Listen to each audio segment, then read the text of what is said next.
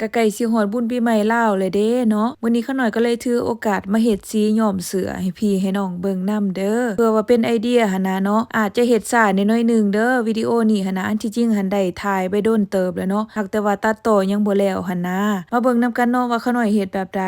ขั้นตอนที่1เลยแม่นข้าน้อยจะนำเอาเสื้อนี่ไปจุ่มใส่น้ำก่อนเด้อหรือว่าซักใส่น้ำหันนะและน้ำที่ข้าน้อยใส่นี่แม่นน้ำอุ่นเด้อถ้าแม่นว่าน้ำเย็นหันมันก็ใส่ได้อยู่เนาะหักแต่ว่าน้ำเย็นหันนะมันจะเฮ็ดให้น้ำมันซึมเข้าเสื้อได้ยากเนาะถ้าแม่นว่าน้ำอุ่นหันนะมันจะเฮ็ดให้น้ำซึมเข้าเสื้อได้ดีแล้วก็บ่เสียเวลาหลายเนาะหลังจากนั้นแล้วแม่นข้าน้อยจะมาปั่นแบบสิเด้อปั่นให้มันหมาดๆหันนะพี่น้องหลังจากนั้นแล้วแม่นข้าน้อยจะนำเสื้อมาสั่นเนาะสั่นเพื่อแบบว่าบ่ให้มันหย่อมันก่อเข้ากันหันนะ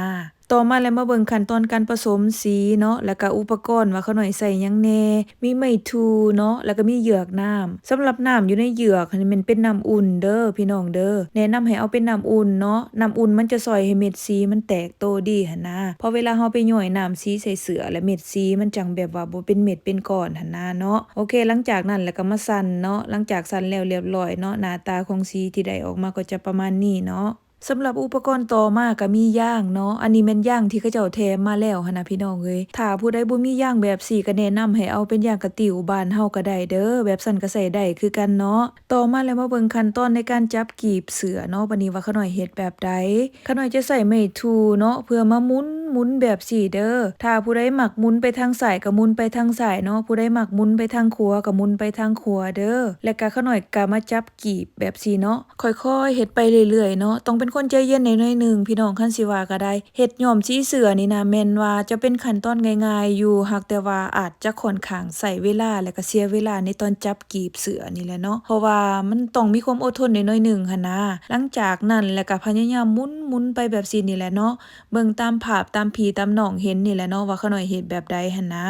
หลังจากที่หมุนแล้วเรียบร้อยก็เอาย่างกระติ๋วที่เฮาเตรียมไว้มาหัดเนาะสำหรับวิธีการหัดก็แนะนำให้พี่ให้น้องหัดตามใจมักไปเลยเนาะหลังจากนั้นแล้วก็มาลงสีกันบัดนี้นะสำหรับขั้นตอนการลงสีก็เป็นตาอยากหัวว่าจังได้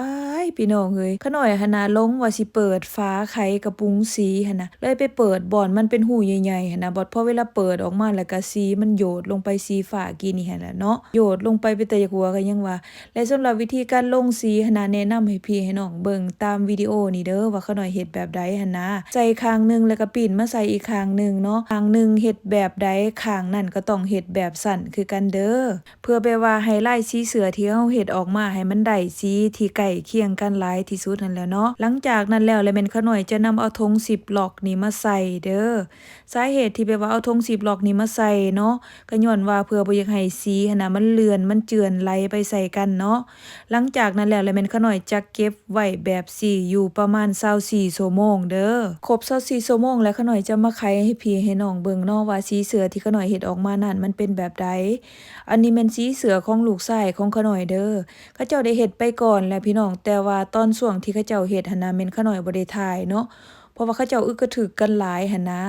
ผู้หนึงอยากเฮ็ดสีหนึ่งผู้หนึงอยากเฮ็ดสีหนึ่งแบบซั่นหั่นนะแล้วขาน้อยก็เลยบ่ได้ถ่ายเนาะอันนี้เสือสีเหลืองนี่แม่นเสือของลูกชายหล่าของขาน้อยเนาะเพิ่นได้เฮ็ดสีเองได้นะพี่น้องส่วนตัวนี้แหละแม่นเสือของลูกชายกกของขาน้อยเนาะอันนี้ก็แม่นเพิ่นได้เฮ็ดเองเพิ่นพี่น้องเอ้ยก็ยังว่าอยู่แม่สิซอยเฮ็ดให้เพิ่นก็บ่ให้เฮ็ดเด้เฮ็ดสีเสือแบบสีก็ดีอย่างหนึ่งเด้พี่น้องได้เฮ็ดกิจกรรมกับลูกกับเต้าไปเลยหั่นนะและเฮาก็ได้สีเสือแบบว่าบ่มีไผคือแล้วก็บ่คือไผอีกเนาะหลังจากที่เบิ่งสีเสือของลูกแล้วเรียบร้อยต่อมาแล้วมาเบิ่งสีเสือของแม่เนาะว่าออกมามันจะเป็นแบบใดต้นขั้นตอนในการเฮ็ดทำอิฐนี่นะพี่น้องเฮ็ดไปนำแล้วก็ลุ้นไปพร้อมได้ย่านแบบว่าย่านมันออกมาบ่เป็นตาหั่นนะว่าสุดท้ายมาแล้วออกมาแล้วมันก็ถือว่าค่อนข้างโอเคอยู่เด้เนาะโอเคแล้วมาเบิ่งขั้นตอนต่อไปกันไปเลยบัดนี้เนาะว่าขาน้อยจะเฮ็ดแบบใดต่อ